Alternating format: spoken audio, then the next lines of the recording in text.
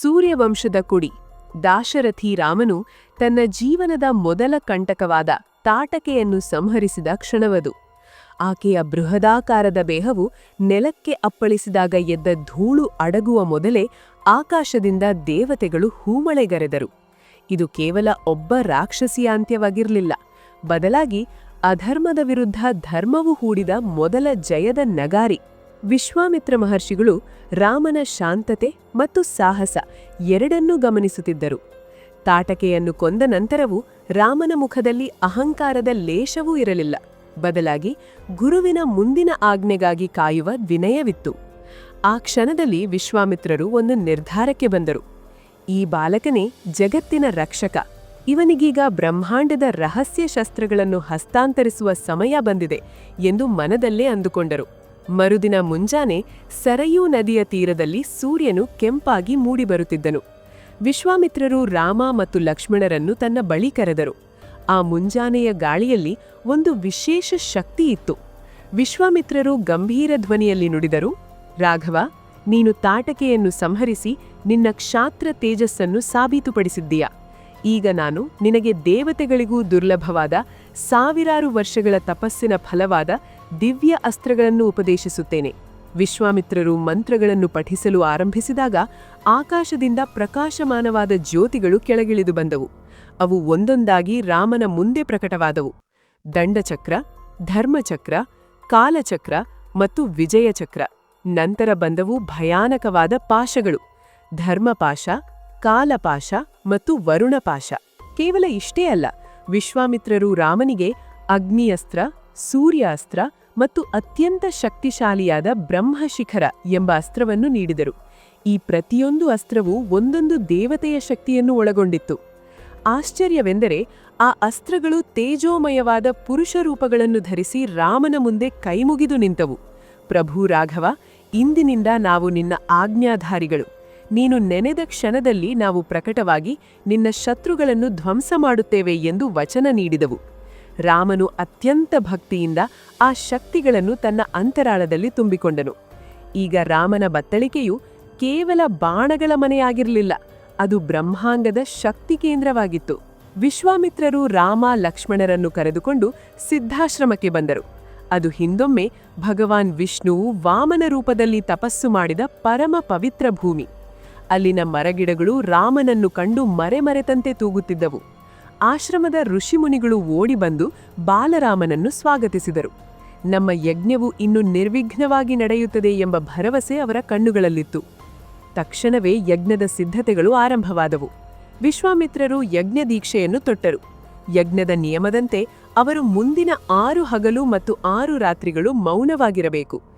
ಯಾರೊಂದಿಗೂ ಮಾತನಾಡುವಂತಿಲ್ಲ, ಕ್ರೋಧ ಮಾಡುವಂತಿಲ್ಲ. ರಾಮ ಮತ್ತು ಲಕ್ಷ್ಮಣರು ತಮ್ಮ ಬಿಲ್ಲುಗಳನ್ನು ಸಿದ್ಧಪಡಿಸಿಕೊಂಡು ಯಜ್ಞಕುಂಡದ ರಕ್ಷಣೆಗೆ ನಿಂತರು.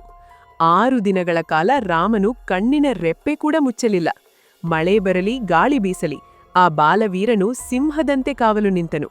5 ದಿನಗಳು ಅತ್ಯಂತ ಶಾಂತವಾಗಿ ಕಳೆದವು. ಆದರೆ 6ನೇ ದಿನ ಸಿದ್ಧಾಶ್ರಮದ ವಾತಾವರಣವು ಏಕಾಏಕಿ ಭಯಾನಕವಾಗಿ ಬದಲಾಯಿತು.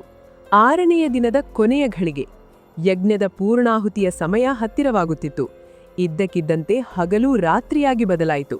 ಆಕಾಶದಲ್ಲಿ ಕಪ್ಪು ಮೋಡಗಳು ಅರಚುತ್ತಾ ಬಂದವು. ಅದು ಮೋಡಗಳಲ್ಲ, ಮಾರೀಚ ಮತ್ತು ಸುಬಾಹು ಎಂಬ ಕ್ರೂರ ರಾಕ್ಷಸರು ತನ್ನ ಅಪಾರ ಸೈನ್ಯದೊಂದಿಗೆ ಬಂದಿದ್ದರು. ಅವರು ಆಕಾಶದಿಂದ ರಕ್ತದ ಮಳೆ, ಮಾಂಸದ ತುಂಡುಗಳನ್ನು ಸುರಿಸಲು ಆರಂಭಿಸಿದರು. ಯಜ್ಞಕುಂಡವು ಅಪವಿತ್ರವಾಗುವ ಅಪಾಯ ಎದುರಾಯಿತು. ಋಷಿಮುನಿಗಳು ಭಯದಿಂದ ದಿಕ್ಕಪಾಲಾಗಿ ಓಡತೊಡಗಿದರು. ಆದರೆ ರಾಮನು ಅಚಲನಾಗಿದ್ದನು. ಆತ ತನ್ನ ಧನುಸ್ಸಿಗೆ ಮಾನವಾಸ್ತ್ರವನ್ನು ಹೂದಿದನು. ಆ ಬಾಣವು ಸೂರ್ಯನ ತೇಜಸ್ಸಿನಂತೆ ಬೆಳಗುತ್ತಿತ್ತು. ರಾಮನು ಬಿಟ್ಟ ಆ ಬಾಣವು ಮಿಂಚಿನ ವೇಗದಲ್ಲಿ ಹೋಗಿ ಮಾರೀಚನ ಎದೆಗೆ ಬಡಿಯಿತು. ಆದರೆ ನೋಡಿ, ರಾಮನ ಕರುಣೆ, ಆತ ಮಾರೀಚನನ್ನು ಕೊಲ್ಲಲಿಲ್ಲ. ಬದಲಾಗಿ ಆ ಬಾಣದ ಹೊಡೆತದೊಂದಿಗೆ 100 ಯೋಜನ ದೂರದ ಸಮುದ್ರದ ಆಚೆ ಎಸೆದನು. ತಕ್ಷಣವೇ ಮತ್ತೊಂದು ಬಾಣ ತೆಗೆದ ರಾಮನು ಆಗ್ನೇಯಾಸ್ತ್ರವನ್ನು ಪ್ರಯೋಗಿಸಿದನು. ಅದು ಬೆಂಕಿಯ ಜ್ವಾಲೆಯನ್ನು ಉಗುಳುತ್ತಾ ಹೋಗಿ ಸುಬಾಹುವನ್ನು ಭಸ್ಮ ಮಾಡಿತು. ಲಕ್ಷ್ಮಣನು ತನ್ನ ಬಾಣಗಳ ಮಳೆಯಿಂದ ಉಳಿದ ರಾಕ್ಷಸ ಸೈನ್ಯವನ್ನು ಹರಿದೆಸೆದನು. ಕೇವಲ ಕೆಲವೇ ನಿಮಿಷಗಳಲ್ಲಿ ಆಕಾಶವು ತಿಳಿಯಾಯಿತು. ವಿಶ್ವಾಮಿತ್ರರ ಯಜ್ಞವು ಅತ್ಯಂತ ಯಶಸ್ವಿಯಾಗಿ ಪೂರ್ಣಗೊಂಡಿತು. ಋಷಿಮುನಿಗಳು ರಾಮನನ್ನು ಹೊಗಳಿ ಹರಸಿದರು. ಸಿದ್ಧಾಶ್ರಮದ ಕಾರ್ಯ ಮುಗಿದ ನಂತರ ವಿಶ್ವಾಮಿತ್ರರು ರಾಮ ಲಕ್ಷ್ಮಣರನ್ನು ಕರೆದುಕೊಂಡು ಮಿಥಿಲೆಯತ್ತ ಹೊರಟರು. ಹಾದಿಯಲ್ಲಿ ಅವರು ಜನಶೂನ್ಯವಾದ ಪಾಳು ಬಿದ್ದ ಒಂದು ಆಶ್ರಮವನ್ನು ಕಂಡರು. ಅಲ್ಲಿ ಒಂದು ಕಲ್ಲಿನ ಪ್ರತಿಮೆ ಇತ್ತು. ಅದರ ಮೇಲೆ ಕವಿದಿದ್ದ ಧೂಳು ಅದು ಎಷ್ಟೋ ಯುಗಗಳಿಂದ ಅಲ್ಲಿ ಬಿದ್ದಿದೆ ಎಂದು ಹೇಳುತ್ತಿತ್ತು. ರಾಮನು ಕುತೂಹಲದಿಂದ ಕೇಳಿದನು, ಗುರುದೇವ, ಈ ಆಶ್ರಮವು ಇಷ್ಟು ಮೌನವಾಗಿರುವುದೇಕೆ? ಈ ಕಲ್ಲಿನ ರಹಸ್ಯವೇನು? ವಿಶ್ವಾಮಿತ್ರರು ಆ ಕರುಣಾಜನಕ ಕಥೆಯನ್ನು ವಿವರಿಸಿದರು. ರಾಮ, ಇವಳೇ ಅಹಲ್ಯೆ, ಗೌತಮ ಮಹರ್ಷಿಗ ಪತ್ನಿ. ಇಂದ್ರನ ಕಪಟಕ್ಕೆ ಬಲಿಯಾದ ಅವಳನ್ನು ಅವಳ ಪತಿಯೇ ಶಪಿಸಿ ಕಲ್ಲನ್ನಾಗಿಸಿದ್ದರು. ಯಾವಾಗ ದಶರಥ ಪುತ್ರ ರಾಮನ ಪಾದದ ಧೂಳು ನಿನ್ನ ಮೇಲೆ ಬೀಳುತ್ತದೋ ಅಂದು ನಿನಗೆ ಮುಕ್ತಿ ಎಂದು ಗೌತಮರು ಹೇಳಿದ್ದರು. ರಾಮ, ಇವಳಿಗೆ ಶಾಪ ವಿಮೋಚನೆ ಮಾಡು. ರಾಮನು ವಿನಯದಿಂದ ಮುಂದೆ ಸರಿದು ತನ್ನ ಪಾದವನ್ನು ಆ ಕಲ್ಲಿಗೆ ತಾಕಿಸಿದನು. ಅದ್ಭುತವೋ ಎಂಬಂತೆ ಆ ಕಲ್ಲು ಮೆಲ್ಲನೆ ಕರಗಿ ಸುಂದರ ನಾರಿಯ ರೂಪವನ್ನು ತಾಳಿತು. ಅಹಲ್ಯೆಯು ಕಣ್ಣೀರು ಸುರಿಸುತ್ತಾ ರಾಮನಿಗೆ ನಮಸ್ಕರಿಸಿದಳು. ಒಬ್ಬ ಮಹಾನ್ ಕ್ಷಮಾಗುಣದ ಮೂರ್ತಿಯಾಗಿ ರಾಮನು ಅಹಲ್ಯೆಗೆ ಮರುಜೀವ ನೀಡಿದನು. ದೇವತೆಗಳು ಆಕಾಶದಿಂದ ಹೂಮಳೆಗರೆದರು. ರಾಮನ ಕೀರ್ತಿ ನಾಲೆಗೈ ದಿಕ್ಕುಗಳಿಗೂ ಹಬ್ಬಿತು. ರಾಕ್ಷಸರ ಸಂಹಾರವಾಯಿತು, ಅಹಲ್ಯೆಯ ಉದ್ಧಾರವಾಯಿತು. ಆದರೆ ವಿಧಿಯ ಆಟ ಈಗ ಮಿಥಿಲೆಯ ಅರಮನೆಯತ್ತ ತಿರುಗಿದೆ. ಅಲ್ಲಿ ಜನಕ ಮಹಾರಾಜ ಕಾಯುತ್ತಿದ್ದಾನೆ. ಯಾರೂ ಎತ್ತಲಾಗದ, ದೇವತೆಗಳು ನಡುಗುವ ಆ ಶಿವಧನಸ್ಸು ರಾಮನ ಹಸ್ತಕ್ಕಾಗಿ ಕಾಯುತ್ತಿದೆ.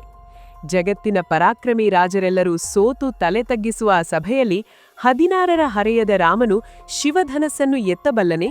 ಸೀತೆಯ ಕಣ್ಣುಗಳಲ್ಲಿ ಮೂಡಲಿರುವ ಆ ಭಾವನೆ ಏನು? ಮತ್ತು ಅಲ್ಲಿ ರಾಮನಿಗಾಗಿ ಕಾಯುತ್ತಿರುವ ಆ ಕೋಪಿಷ್ಟ ಮುನಿ ಯಾರು? ತಿಳಿಯಲು ತಪ್ಪದೆ ಕೇಳಿ ಶ್ರೀ ರಾಮಾಯಣ ಮಹಾಕಾವ್ಯದ ಮುಂದಿನ ಸಂಚಿಕೆ ಶಿವಧನುರ್ಭಂಗ ಮತ್ತು ಜಾನಕಿ ಕಲ್ಯಾಣ. ಇತಿಹಾಸದ ಅತಿ ದೊಡ್ಡ ತಿರುವು ಈಗ ಆರಂಭವಾಗಲಿದೆ. ಹಾಗೂ ನೀವಿನ್ನ ಟ್ಯೂಬ್ ಚಾನೆಲ್ ಅನ್ನು ಸಬ್ಸ್ಕ್ರೈಬ್ ಆಗಿಲ್ಲ ಅಂದ್ರೆ ಈ ಕೂಡಲೇ ಸಬ್ಸ್ಕ್ರೈಬ್ ಆಗಿ. ಧನ್ಯವಾದಗಳು.